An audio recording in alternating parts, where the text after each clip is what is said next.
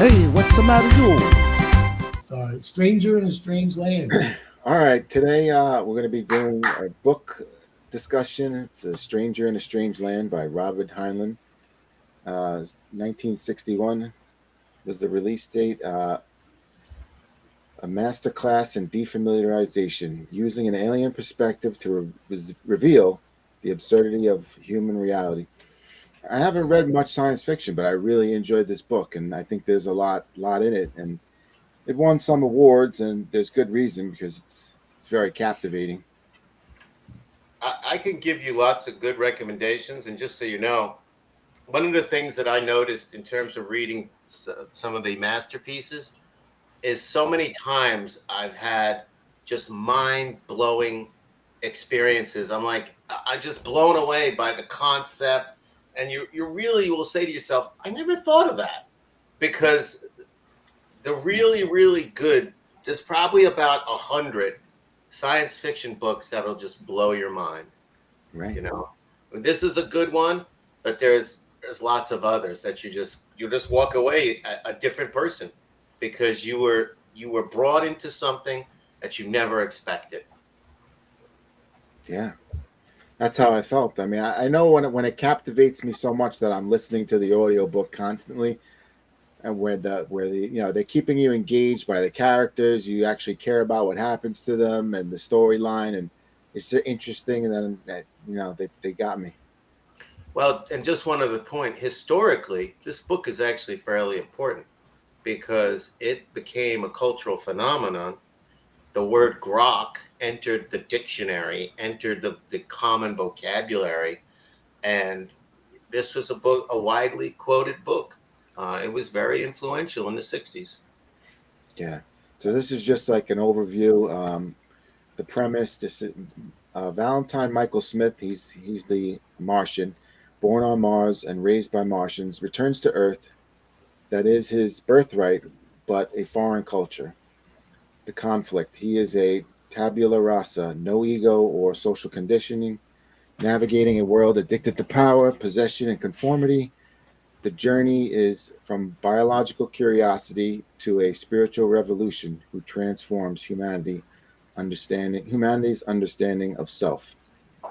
And I guess that the biological curiosity is when he first arrives. They don't really know. He's human, but his behavior and his the way he heals is different things about him is they don't really understand. He's more like a specimen. They don't really get him at first. Um, and then as the book progresses, he transforms into basically like a superhuman. Um, so we'll continue on. Any comments Yeah, it on? becomes a messianic story. Yeah, It definitely becomes a messianic story, and he plays into that to basically, in essence, form his own religion, right? And I love the character, the older guy. What is his name? Jubal Early? Jubal? yeah, Jubles. He's the lawyer. Yeah, he's awesome. Front! So it Why did can't win. I have three hot assistants that I just call front? That's so funny because at that time, I mean, people looking on that now would say, "Oh, that's sexist. He's treating," but I mean, it was probably perfectly normal. Not that I think there's anything wrong. He treated them with respect, but it was, he was just that he was like a curt guy. He wanted things the way he wanted it. He wasn't playing games. He was there. He had something to do, and they respected that, and they just did what.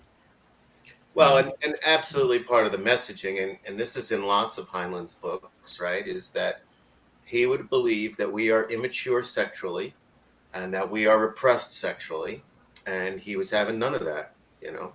Yeah. So So it did win the Hugo Award in 1962. Grok, like you were saying, became part of the linguistic legacy. Inducted into the Library of Congress's books that shaped America, a foundational text of the 60s counterculture movement. Right. Core philosophical themes. So the mirror effect. Smith's innocence acts as a mirror, exposing society's societal absurdity. Um, Individual versus collectivism. The conflict between state order and natural human impulses. The progression trap challenges the idea. Possession. What's that? Possession. Oh, I'm sorry. The possession. Possession trap challenging the idea that humans or ideas can be owned.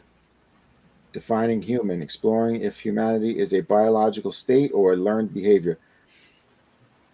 This was full disclosure. This was made by Gemini, Mhm.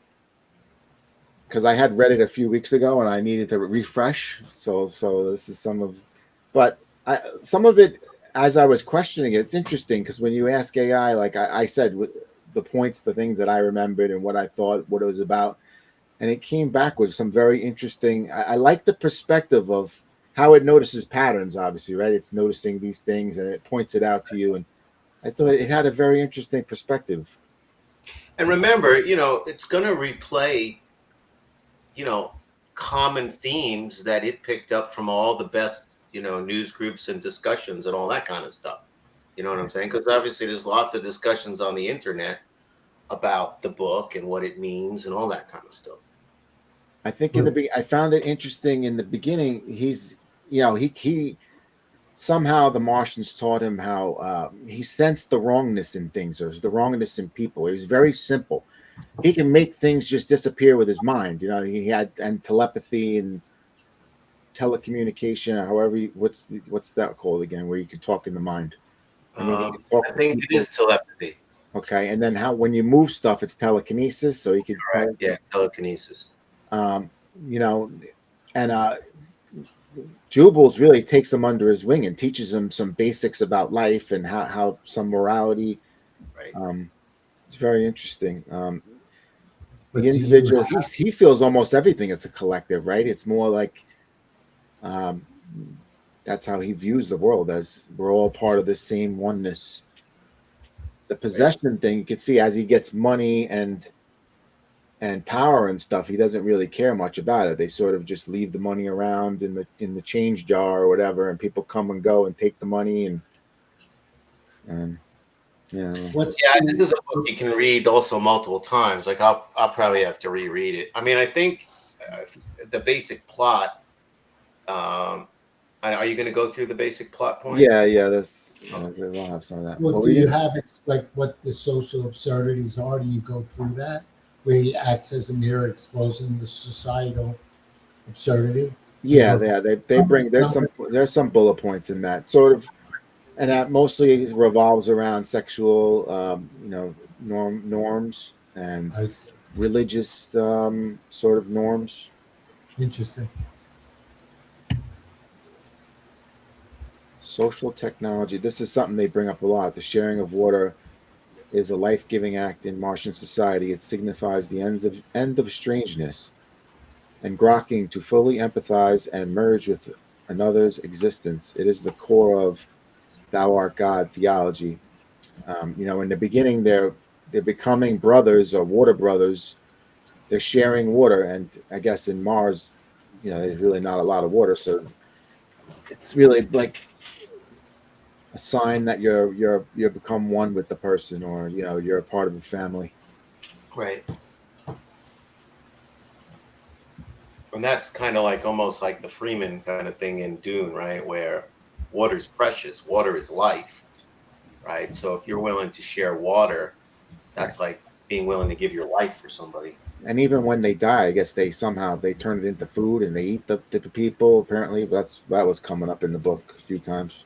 Right. He wanted to be eaten when he was. I think they made a soup of him at the end. He was at the very end.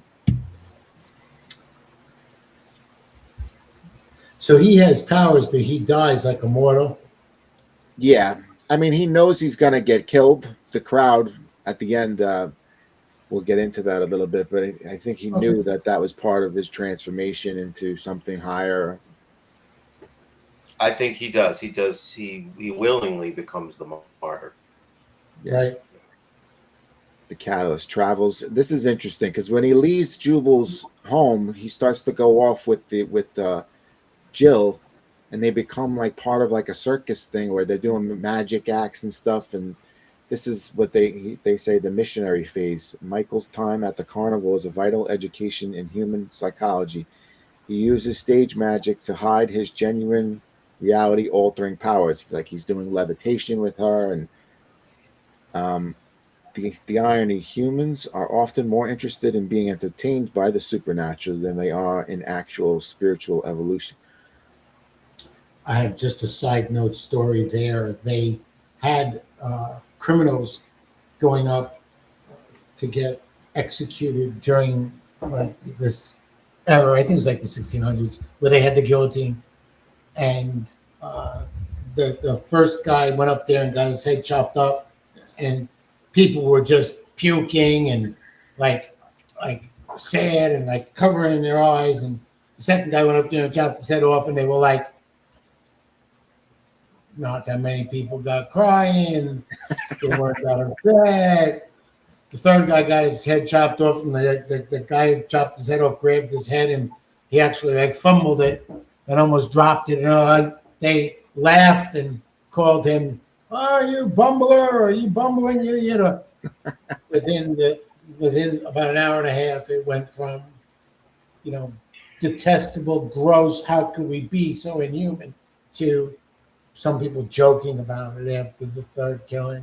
It's just an interesting, like when you're saying that they're more interested in entertaining by the supernatural than actual spiritual evolution there. Right? So we are a strange bird, you know, we are a strange specimen of life. It's definitely very interesting. Yeah. The Church of All Worlds, deinstitutionalization. Michael rejects existing power structure, foster egg church, that use fear and guilt to control behavior. The goal is not a new religion, but facilitates species-wide evolution through radical empathy and the removal of ego wall between creator and created.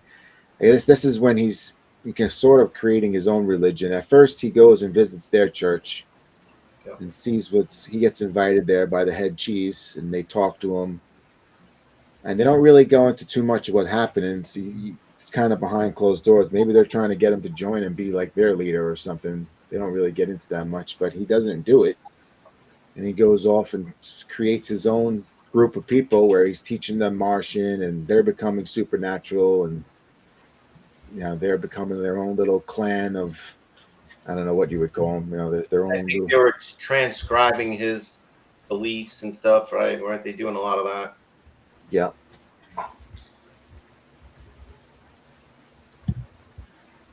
So this is the lawyer guy, Jubal Harshaw, the anchor.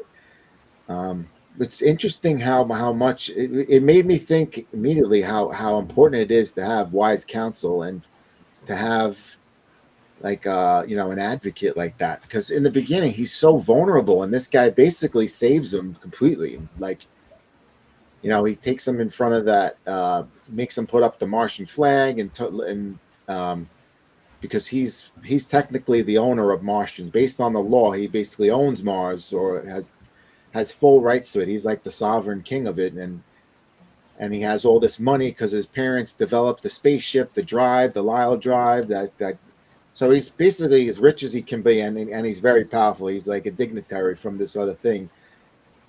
But Jules really could have done this. The lawyer guy could have taken advantage of him, or didn't. But he really guided him in like a caring, fatherly.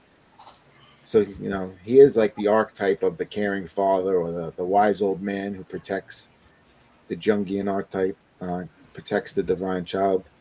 The role, a cynical, brilliant surrogate father who bridges Martian logic with Earth's politics and legal system. Author's voice serves as the vehicle of Heinlein's libertarian and individualistic viewpoints. Interesting. I do agree. I think this is an archetype, right? And I think as you're getting at, in relationships, and this will relate a little bit to like some of the topics I want to cover next week, where we've kind of lost that, though. We don't do extended families. We do the nuclear family where everybody's walled off. Although it's interesting, now you see a lot of kids turning to AI to have a counselor or have a advisor, which I actually think, obviously there are dangers there because these things are not close to perfect, but I do think, having interacted with them as we all have quite a bit, most of the time they seem to give pretty good advice. So I actually would rather them have at least some advice that hopefully it's good advice or mostly good advice than no advice. But I do think prior to AI, we were losing this more and more, with moving towards the nuclear family, and dumping the whole extended family thing and those close relationships. Yeah.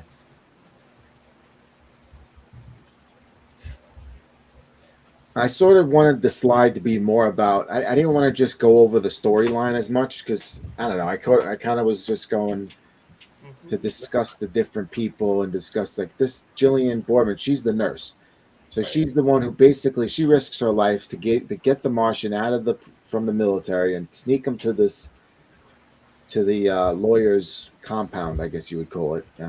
She has moral courage. The decision to smuggle Michael out is a first act of defiance that enables the plot.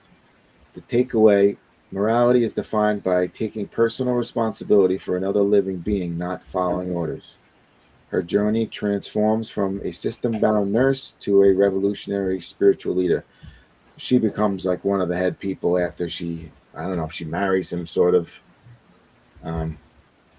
This is just a word. This is just a word cloud I threw in there just to have a picture, basically. And joy. For your entertainment. These are some of the things that I got, like you were saying before about society, the things that it challenges in the book, the sexual norms, critique of the nuclear family, proposes free love and group relationships as spirituality, meaningful connections beyond possession. And obviously the hippies and the communes and stuff, although not many communes historically, just so you know, they've tried communes. Almost none of them have been successful. Yeah. It's probably there's always a power dynamic or jealousy or murder, violence in some way that I think at first it's acceptable, and then the jealousy and everything creeps in. Religious critique replaces external deities with the divinity of the self. Michael's martyrdom echoes Christ, exposing society's fear of freedom. Psychological shadow. The mob kills Michael not because he is evil, but because he represents a terrifying threat to the rigid sense of reality. Right. Yeah. I always look at it like you're saying, and that's why I do think the alien thing is sort of a genius perspective. You're always looking for fresh ways to do the fish out of water scenario. But this one is particularly good, right? Because, like you said, it gave him a totally different perspective to look at our institutions, and of course to criticize them. So I wonder if in those communities, like I know Florida's got a lot of them, but where they're sort of like sexual free communities, what are they called? They're like swingers or whatever. I wonder if those people are like closer, or is it? I'm sure jealousy and all that stuff comes into it, but I wonder if would they help each other if they were in trouble, or is there any bond when the sexuality is free and you can have sex like that, where it's come and go like that? Is there a bond that's created? it's a good question. I mean, I would assume so, right? I mean, although I don't know of many people. I know, especially more on the women's side, where sex is not just the act and achieving orgasm. It's more about the closeness and the relationship and all that. So I would assume that there is some of that. I don't know. I don't know how successful they are, or whether jealousy, like you said, does jealousy and all that kind of stuff start coming into play. I mean, if you've moved into that community, you should have had those conversations a long time. I mean, you think that you'd be more mature at that level, right? but who knows? It could always sneak up, or Or you have to rely on drugs. right? Yeah, that's true. The mind number. Who are we kidding? if you can't remember what you did. Yeah, that's definitely true. These are some educational takeaways. Sociology, social construction, how culture shapes what we consider natural behavior. I always find that interesting. Natural. What is considered natural? Is it just what we agree upon? Is it That's an interesting question. No, I mean, I don't believe that because I'm a big natural law proponent. I basically, it is observing closest to the natural state of things, right? So you can look at that as in looking at nature. Some people try to look at animals and say they're a more natural state. And in some ways they are, but there's also heavily influenced by instinct. Um, but I think the idea is that there is a natural law to things. To take an easy one, clearly you would say there is a natural law in terms of the cycle of the seasons. It follows a very precise pattern. It is a very obvious cycle, or the cycles of water and rain. It's clearly a cycle of evaporation and falling and that kind of a thing. So there are, yeah. So I think that's what they mean by natural, is observing the natural state of the world and but nature. they're talking about it in social, so in like cultures and in groups of people is different from you're saying like a natural law of nature of actual like the earth and stuff. But people, our behavior is influenced by a lot of different things. Like what we consider natural now would be back in the day, like even just our clothing, for example. If a woman now was walking back then, she would probably be stoned to death. Yeah, you're talking about more like social norms. Right. Yeah, I mean that. Yes, I mean, are certainly the social norms are very different between cultures. Although I do think, as Jung would point out, there are archetypes, there are things that cross culture. Yeah, that's for sure. Yeah. Philosophy, the is-ought problem, challenging greed and power as biological imperatives. I always thought that's an interesting argument because just the is-ought is a philosophical where it's just because things are the way they are doesn't mean that's how they ought to be. That's morality gets involved. Like is greed good, or are we supposed to? Is capitalism the way the things? This is how it is, but is that how it ought to be? Is it Right. moral?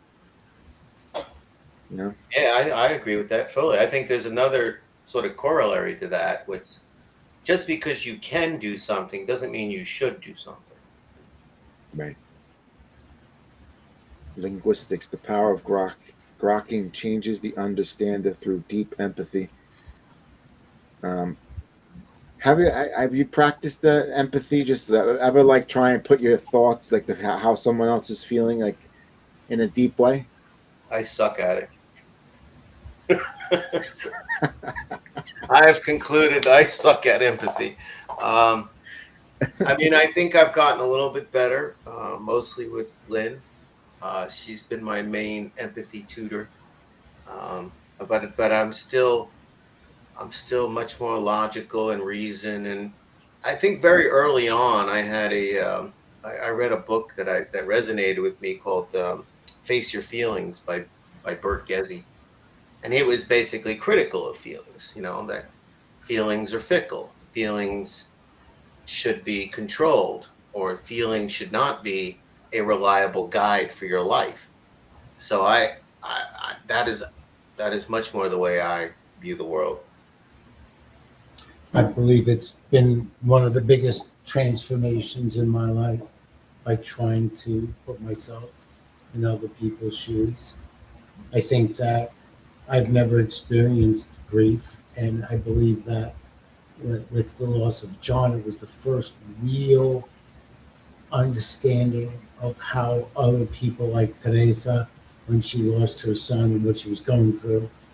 I don't think that you can relate with a person on that level. You can obviously go through the motions of, you know, uh, my condolences and things like that, but I think after that, I was at another level of understanding and until you experience it, I don't think that you can truly relate. And when they say empathy, I almost wonder what that means. In other words, if you haven't experienced the event yourself, when you claim you're putting yourself into that other person's shoes, I mean, Trying to understand them, at least trying to understand and I think that it's a big difference when you actually have experience. If you lose a child, you're going to be able to relate to people that have Yeah. lost a child. yeah, I agree. But I mean, I think that it's very hard to have empathy for that person if you haven't lost a child. So it has been that is really deep to even try to reflect on how to do that without experiencing the actual event. Because it's definitely life changing. It definitely changed Teresa. I could literally tell you this was her before the loss of her son, and when she finally came through the season of adjustment, this is now her, and, and it's a transformation. So, and I know that's very unique. I mean, don't get me wrong. Hopefully, we don't have to experience that, but it's on a different level. You can really see, and I think that's how I try to do it in respect to that. By trying to understand the experience, like you're saying, Chris, so that you can, take that step and try to understand their actions. I It's mean, I very do hard. think the essence of it is walk a mile in another's moccasins, or walk a mile in another's shoes. Yeah. And that's very difficult to do. Yeah. Joe, as an aside, are you able to tilt your camera down a little bit? I would just see the top of you see your head like a Yeah. floating head. There you Yeah. go. Because the definition is the ability to understand and share the feelings of another. So you're sharing the feelings, but like you're saying, if you haven't experienced grief, it's pretty hard to share a feeling of something like that. Mm.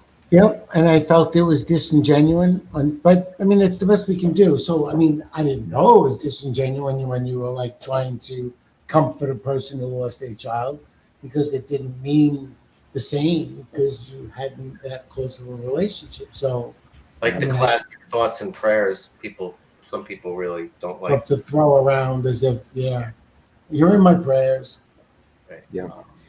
And then the but last one is political science, institutional control, how media and government manage threats they don't understand. Well, it seems like they have a good playbook because they like name it something and they demonize it and then they try and control it or destroy it because it's classic, right? You they don't know, want to lose power or that's for sure.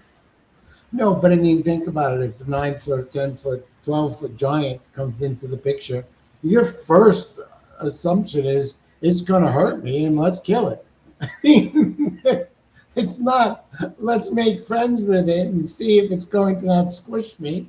It really, it's just, again, our human nature, that of which we don't understand.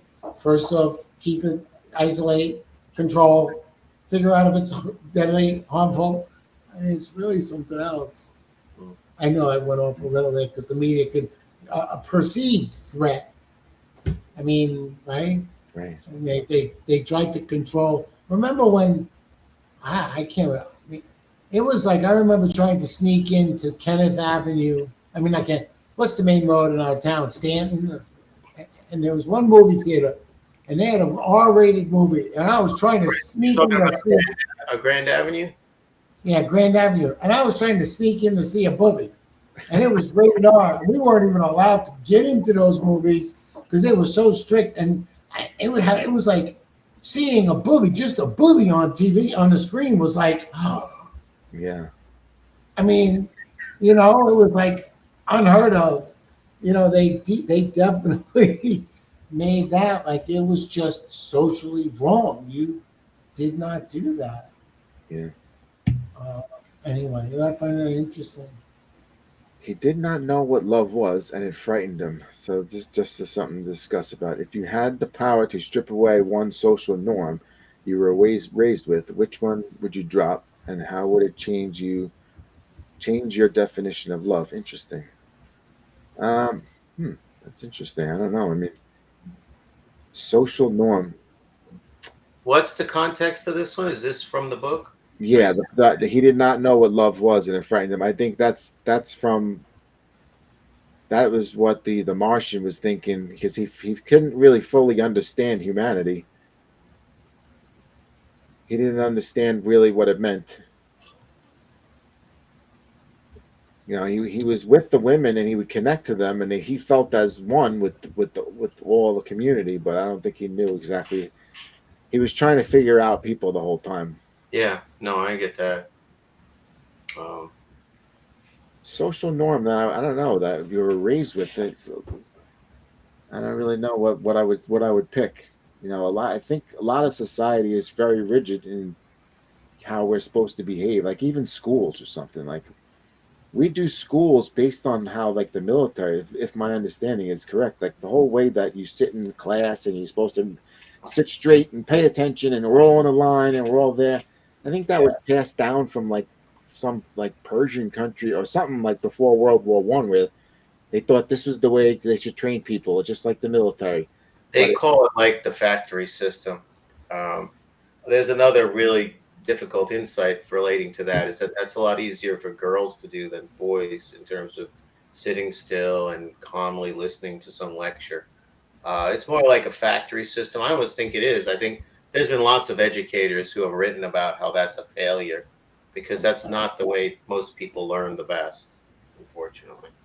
And Well, in love, our family, oh, go ahead. sorry, again, I was just gonna say also the word love, it's just hard to define because now it's so overused. I mean, like the commercial will come on and be like, and I love my shampoo. It makes my hair sparkle. You know, like love is just thrown around as this, Right. you know, it's just a played out word. It doesn't really mean much to most people. I mean, I think obviously it means something when you say it to the people you love, and it does, but it also can mean that have multiple meanings. Yeah, Eric Fromm has a very, I remember reading in, I think this was probably high school, a very important psychology book on love. And there's at least three types. And Eric Fromm goes through them. He distinguishes like romantic love from some other version of love to even agape, which is unconditional love. So there's multiple types of love. And the most common one, well, not when it's used in the colloquial way, like you're talking about, if I love my shampoo, most people don't really consider that love. That's really like, to be more accurate. But people in their excitement, they use the wrong word. But most people, of course, just are talking about romantic love, and anybody who's been in love for more than 6 months knows that that's not really the true definition of love, or the complete definition of love. And in fact, they would argue that real love starts when the romantic love is over. In respect to the relationship, obviously there's brotherly love, there's parental love, there's sibling, sibling love. But Right. I do believe for us, it was a social norm of non-emotion. Males were not expected to show emotion. I remember Dad slapping me. What are you crying for? You don't cry in public. It was like, think about the logic behind that. I was crying back there in me, which makes me cry more, but I can't cry more because I might get another backing. No, but if Dad did not beat us. Wow, that is so funny. But I think that's what I would have removed, because I believe that we weren't raised with affection, and that parental affection, that display of love, is Right. critical in the development of a healthy relationship. Yeah. I remember, again, I could not speak to women. I mean, girls, what a joke. In sixth grade, I was squeezing some girl's butt as I was like running towards. I was socially a retard that knew nothing about what this meant in respect to the definition of love or affection or friendships. In other words, it has such a ramification because I didn't know how to make friends. I didn't know how to talk to girls. I don't know how to talk to guys. To be able to make friends. And it all starts with how you've done at the very beginning in your household with love. And those parents raising you to have friends, to pick good friends, and it all is this social norm that dad was raised by a stiff Italian, mom didn't have a dad that showed love, and they were just repeating the same unfortunate events that had transpired. Is that a social norm? I don't know if it was social norm or not. I know that it was understood to be a social norm to me. That men did not show emotion. That dad did not give hugs. That dad did not use the word love. I don't think I could count on one hand in my childhood him ever saying "I love you." In fact, it would be zero until probably my 40s or 50s, and I think it was only in response to me saying it to him. Do you think that that was like intentional, like, or it was just a byproduct of how he was raised? I think it was about. Remember, we had no. It was all libraries. I can remember spending 2 to 3 hours, 4 hours going to 3 different libraries to do a stupid bibliography. You can't compare that world today to that world yesterday. He had no. I mean, he could have possibly looked for it. If that's the way he says he was raised. That's the way his dad was raised, and that was why I was trying to make this a social norm that men were considered tough. They weren't considered babies. They did not show their emotions. They were considered and the women did that. And you were demonized as a feminist or feminine qualities if you expressed those. And so dad definitely down upon that. We had to be tough. We were the wrestlers. We were the men. So definitely affected all of us. Look at Christine has no friends. Frank has no friends. I mean, maybe one or two. You know what I'm saying? Like, it definitely impacted all of us. It's very interesting to see and then to see like Christian take a lot of effort to change that. Like, you recognized it, and you weren't happy about it, and you work on making sure that doesn't happen in your family.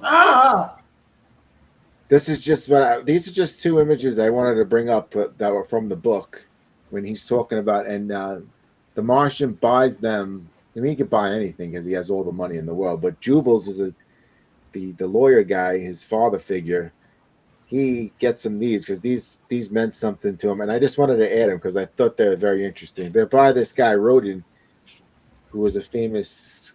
He's the one who did The Thinker. Neither one of these is The Thinker, but yeah, he did The Thinker, right? And this is about the old woman. The old woman's on the right there, and it's just interesting because that's what it becomes when you get really old like that, right? That's what happens to your body. But now, at one point in her life, she might have been beautiful. It's just an interesting sculpture because it makes you think. Like this guy obviously was a master. And the other one looks weird. Is that it almost looks like she's carrying. She's like a slave carrying a boulder or like a something to, like, as they're building a structure or something. She's bringing a stone to them, and it's basically crushing her as she's going, and she's all mangled up because it's too heavy for her. And right, almost collapsing. Something to think about, because it's like you could also say we're all carrying some load of emotional load or something. She's trying to continue on and carry on, but it's really crushing her, twisting her, distorting her. Right. It's just interesting. In some ways, it's almost a social commentary about our struggles, right? Both of them are about struggle. One is just the struggle of aging, and the other is the struggle of burdens or something like that. Yeah. That's it. Yeah, that's it. I really thought it was a good book. I mean, I'm glad I listened to it. I would think about rereading it though, as getting it as if I hear a really good one, because that was very thought provoking. I thought very thought provoking. Yeah. I think Gateway is really good. Also, I think even on he's got a lot of other ones that are really good. I always like To Sail Beyond the Sunset. He's even got some YA action, more action-oriented ones. He's big into survival, libertarianism. Tunnel in the Sky is one of his YA ones, which is pretty good. I mean, it's very hard to read a bad Heinlein book. You literally can. I mean, he's probably got 30 or 40 books. I know. I did the one with the moon one. It was okay. I had to fast forward through some of it. Moon is a harsh mistress. Yeah, I Yeah. thought it was okay. It was pretty good, but it was just, I don't know. It was a little boring. Yeah, Starship Troopers is pretty good, which obviously was made into a movie, but the movie's not really like the book. I like To Sail Beyond the Sunset. That's kind of the Lazarus, and there's a Lazarus Long one called Time Enough for Love, which is pretty good too. But yeah, there's a lot of good sci-fi, but he has his own sort of form of it. You know, I will say there's, like I said, there's other sci-fi that is just really mind-blowing. Like if you like the telekinesis stuff, you know, Theodore Sturgeon has More Than Human, which is about sort of some misfits that have these kind of powers, Right. and sort of their journey. He's another one. Theodore Sturgeon is pretty good. As of course is Asimov, right? Asimov is amazing. The Robot series is really good. There's just a lot of really good science fiction books that'll blow your mind away. Arrivederci.